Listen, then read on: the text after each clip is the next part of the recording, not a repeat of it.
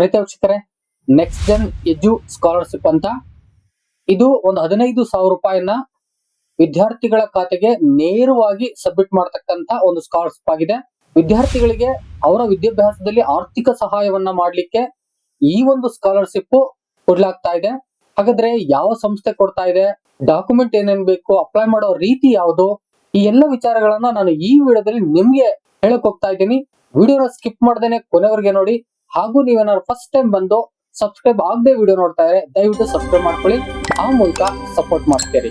ಬನ್ನಿ ವಿಡಿಯೋನ ಆರಂಭ ಮಾಡೋಣ. ಪ್ರೀತಿ ವೀಕ್ಷಕರೇ ನೋಡಿ, EY-GDS ನೆಕ್ಸ್ಟ್ ಜನ್ ಎಜು ಸ್ಕಾಲರ್ಶಿಪ್ ಪ್ರೋಗ್ರಾಮ್ 2025-26 ಅಂದ್ರೆ EY ಗ್ಲೋಬಲ್ ಡೆಲಿವರಿ ಸರ್ವಿಸ್ ಅಂತಕ್ಕಂತ ಒಂದು ಸಂಸ್ಥೆ ನೆಕ್ಸ್ಟ್ ಜನ್ ಎಜು ಸ್ಕಾಲರ್ಶಿಪ್ ಅಂತ ಕೊಡ್ತಾ ಇದೆ.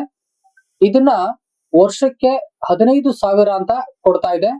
ಇದು ಯಾರು 11ನೇ ಕ್ಲಾಸ್ಗೆ ಗವರ್ಮೆಂಟ್ ಆರ್ ಪ್ರೈವೇಟ್ ಸ್ಕೂಲ್ಗಳಲ್ಲಿ ಅಡ್ಮಿಷನ್ ತೆಗೆದುಕೊಂಡಿದ್ದಾರೋ ಅಂತವರಿಗೆ ನೇರವಾಗಿ ಕೊಡ್ತಕ್ಕಂತ ಸ್ಕಾಲರ್ಶಿಪ್ ಆಗಿದೆ. ಅವರು 10th ಮುಗಿಸಿ 11ನೇ ತರಗತಿಗೆ ಅಡ್ಮಿಷನ್ ಆಗಿರ್ಬೇಕು. ಅದು ಗವರ್ಮೆಂಟ್ ಆಗ್ಬೋದು, ಪ್ರೈವೇಟ್ ಆಗ್ಬೋದು. ಇದು 9 ಕಂಟ್ರಿಗಳಲ್ಲಿ ಈ ತರ ಸ್ಕಾಲರ್ಶಿಪ್ ನ ಕೊಡ್ತಾ ಇದೆ. ಮತ್ತೆ ಒಂದು 20 ಸಿಟೀಸ್ ಗಳಲ್ಲಿ ಈ ತರ ಸ್ಕಾಲರ್ಶಿಪ್ ನ ಪ್ರೊವೈಡ್ ಮಾಡ್ತಾ ಇದೆ. ಬನ್ನಿ ಯಾವ್ಯಾವು ಏನು ಅಂತಕ್ಕಂಥದ್ದನ್ನ ಮುಂದೆ ನೋಡ್ತಾ ಹೋಗೋಣ. ಮೊದಲನೇದಾಗಿ ಎಲಿಜಿಬಿಲಿಟಿಯನ್ನ ನೋಡ್ಬಿಡೋಣ. Student who are currently enrolled in class 11 in any government or private schools in India are eligible ಅಂತಾರೆ. Then ಎರಡನೇದಾಗಿ applicants must have scored a minimum of 60% marks in 10th class ಅಂತಾರೆ. ಮೂರನೇದಾಗಿ the total family income from all sources should not exceed rupees 3 lakh per annum ಅಂತಾರೆ. ಅಂದ್ರೆ ಬಹುತೇಕವಾಗಿ ಸ್ಕಾಲರ್ಗೆ 2,50,000 ಒಂದು target ಅನ್ನ ಇಡ್ತಾರೆ. ಬಹುತೇಕವಾಗಿ ಇಲ್ಲಿ 3 ಲಕ್ಷದವರೆಗೂ ಕೂಡ ಇನ್ಕಮ್ ಇದ್ರೆ ಸ್ಕಾಲರ್ಶಿಪ್ ಸಿಗುತ್ತೆ. ಇನ್ನು students from Karnataka, Delhi NCR, Maharashtra, Telangana, West Bengal, Kerala and Tamil Nadu will be given preference ಅಂತ ಹೇಳ್ತಾರೆ. ನಾನು ಆಲ್ರೆಡಿ ಹೇಳಿದೆ, ಸುಮಾರು ಒಂದು 9 ರಾಷ್ಟ್ರಗಳಲ್ಲಿ 20 ಸಿಟೀಸ್ ಗಳಲ್ಲಿ ಅಂತ ಹೇಳಿದ್ರಲ್ಲ, ಈ ರೀತಿ ಅದು ಭಾರತದಲ್ಲಿ ಈ ರೀತಿಯಾಗಿ 7 ರಾಜ್ಯಗಳಿಗೆ ನೀಡ್ತಾ ಇದೆ. ಅಂದ್ರೆ ಈ ಒಂದು ಸಿಟೀಸ್ ಗಳಲ್ಲಿ ಓದ್ತಕ್ಕಂತ ಅಥವಾ ಈ ರಾಜ್ಯಗಳಲ್ಲಿ ಓದ್ತಕ್ಕಂತ ವಿದ್ಯಾರ್ಥಿಗಳಿಗೆ ಹೆಲ್ಪ್ ಅನ್ನ ಮಾಡ್ತಾ ಇದೆ. Then children of employee of Buddy for Study and EY global delivery service are not eligible to participate in the scholarship ಅಂತ ಹೇಳ್ತಾರೆ. ಅಂದ್ರೆ ಯಾರು ಬಡಿ ಫಾರ್ ಸ್ಟಡಿ ನಲ್ಲಿ ಮತ್ತೆ ED ಗ್ಲೋಬಲ್ ಡೆಲಿವರಿ ಸರ್ವಿಸ್ ಕಂಪನಿನಲ್ಲಿ ಯಾರು ಕೆಲಸ ಮಾಡ್ತಾ ಇದಾರೋ ಅಂಥವರ ಮಕ್ಕಳಿಗೆ ಸ್ಕಾಲರ್ಶಿಪ್ ಅನ್ನು ನೀಡಲ್ಲ. ಅಂದ್ರೆ ಇಲ್ಲಿ ಕೆಲಸ ಮಾಡ್ದೇನೆ ಬೇರೆ ಕಡೆ ಕೆಲಸ ಮಾಡ್ತಾ ಇರತಕ್ಕಂತ ತಂದೆ ತಾಯಿಯ ಮಕ್ಕಳಿಗೆ ಇದನ್ನ ನೀಡಲಾಗುತ್ತೆ ಎಂಬುದಾಗಿ ಹೇಳ್ತಾರೆ. ಇನ್ನು ಒಂದು ನೋಟ್ ಅನ್ನು ಕೊಟ್ಬಿಡ್ತಾರೆ.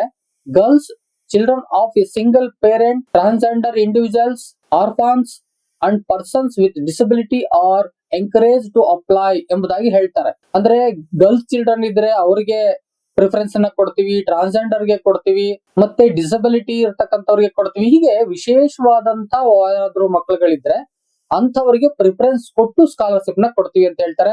ಅಂತವ್ರು ಬಳಸ್ಕೊಳ್ಳಿ, ಬಹುತೇಕವಾಗಿ ಯೂಸ್ ಆಗುತ್ತೆ. ಇನ್ನು ಬೆನಿಫಿಟ್ಸ್ ಏನು ಅಂತ ಹೇಳ್ಬಿಡ್ತಾರೆ. Financial aid of ₹15,000 will be provided to help student continue their education after 10th class ಅಂತ ಹೇಳ್ತಾರೆ. ಅಂದ್ರೆ ಆಫ್ಟರ್ 10th ಕ್ಲಾಸ್ ನಾವು ಒಂದು 15,000 ರೂಪಾಯಿನ ಕೊಟ್ಟು ಅವರ ಎಜುಕೇಶನ್ ಗೆ ಹೆಲ್ಪ್ ಮಾಡ್ತೀವಿ, ಅದು ಡೈರೆಕ್ಟ್ ಆಗಿ ಕೊಡ್ತೀವಿ ಎಂಬುದಾಗಿ ಹೇಳ್ತಾರೆ. ಮತ್ತೆ ನೋಟ್ ನ ಕೊಟ್ಬಿಡ್ತಾರೆ. The scholarship amount can be use to pay the academic and living expenses ಅಂತ ಹೇಳ್ತಾರೆ.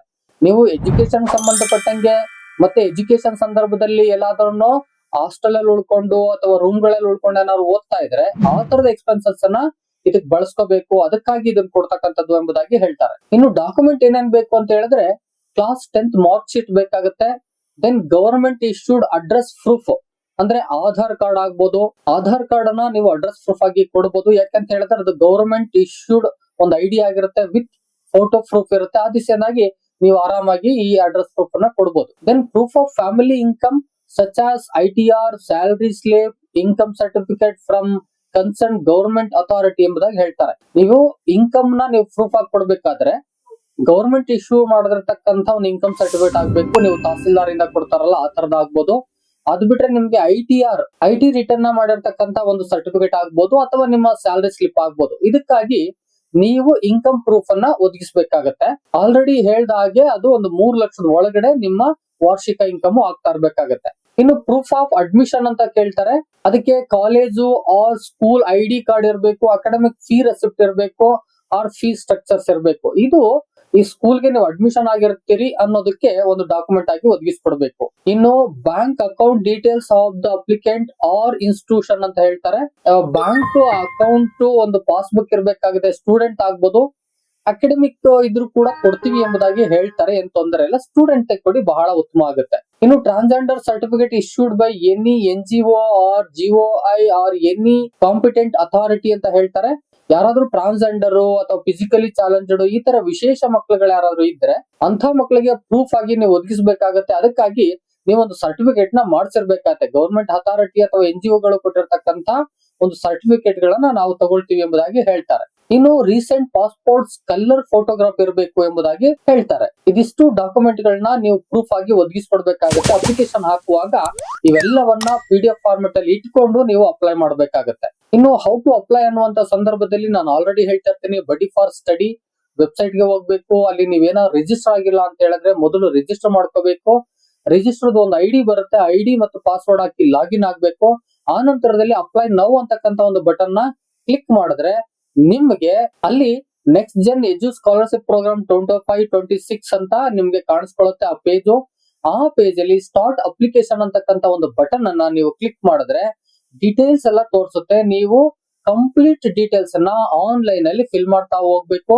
ಆ ನಂತರದಲ್ಲಿ ಇದಕ್ಕೆ ರಿಲೆವೆಂಟ್ ಡಾಕ್ಯುಮೆಂಟ್ಸ್ ಏನೇನ್ ಬೇಕು ಅಂತ ಆಲ್ರೆಡಿ ಹೇಳಿದೀನಿ, ಅವನ್ನೆಲ್ಲ PDF ಮಾಡ್ಕೊಂಡು ಅಪ್ಲೋಡ್ ಮಾಡ್ಬೇಕು. ಕೊನೆಯಲ್ಲಿ ನೀವು ಪ್ರಿವ್ಯೂ ಅನ್ನ ನೋಡ್ಬೇಕು. ಎಲ್ಲವೂ ಕೂಡ ಕರೆಕ್ಟ್ ಆಗಿದೆ ಅಂತ ಅನ್ಸಿದ್ರೆ ನೀವು ಟರ್ಮ್ಸ್ ಅಂಡ್ ಕಂಡೀಷನ್ಸ್ ಇರುತ್ತೆ, ಅದನ್ನೆಲ್ಲ ನೀವು ಚೆಕ್ ಬಾಕ್ಸ್ ನ ಕ್ಲಿಕ್ ಮಾಡಿಕೊಂಡು ನೀವು ಸಬ್ಮಿಟ್ ಅನ್ನ ಮಾಡ್ಬೇಕಾಗತ್ತೆ. ಹೀಗೆ ನೀವು ನೆಕ್ಸ್ಟ್ ಜೆನ್ ಅಪ್ಲಿಕೇಶನ್ ಗೆ ಅಪ್ಲೈ ಮಾಡ್ಬೇಕು ಅಂತ ಹೇಳಿದ್ರೆ ಈ ಪ್ರೊಸೀಜರ್ಸ್ ನ ಫಾಲೋ ಮಾಡ್ಬೇಕಾಗುತ್ತೆ. ಡಾಕ್ಯುಮೆಂಟ್ ಎಲ್ಲ ಬೇಕಾಗುತ್ತೆ.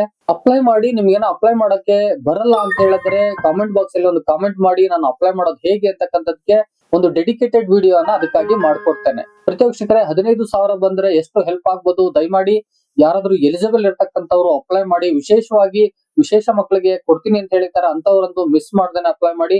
ನೇರವಾಗಿ ನಿಮ್ ಖಾತೆಗೆ ಬರ್ತಕ್ಕಂಥ ಸ್ಕಾಲರ್ಶಿಪ್ ಇದಾಗಿದೆ. ವಿಡಿಯೋ ಇಷ್ಟ ಆಗಿದ್ರೆ ಒಂದು ಲೈಕ್ ಮಾಡಿ. ಜೊತೆಗೆ ಎಷ್ಟು ವಿದ್ಯಾರ್ಥಿಗಳಿಗೆ ಈ ಸ್ಕಾಲರ್ಶಿಪ್ ಹೆಲ್ಪ್ ಆಗ್ಬೋದು ದಯಮಾಡಿ ಶೇರ್ ಮಾಡಿ. ಮತ್ತೆ ವಿಡಿಯೋ ಏನ್ ಅನಿಸ್ತು ಮತ್ತೆ ಯಾವ ವಿಚಾರ ನಿಮಗೆ ಬೇಕು ತಪ್ಪದೆ ಕಾಮೆಂಟ್ ಮಾಡಿ. ಇದೇ ರೀತಿಯ ಮತ್ತೊಂದು ಇನ್ಫಾರ್ಮೇಟಿವ್ ವಿಡಿಯೋ ಜೊತೆ ನಿಮ್ಮೊಟ್ಟಿಗೆ ಬರ್ತೀನಿ. ಅಲ್ಲಿವರೆಗೆ thank you and all, love you all. Video ನೋಡಿದ ಪ್ರತಿಯೊಬ್ಬರಿಗೂ ಕೂಡ ಅನಂತ ಧನ್ಯವಾದಗಳು. ಮತ್ತೆ ಭೇಟಿ ಆಗ್ತಿರೋಣ.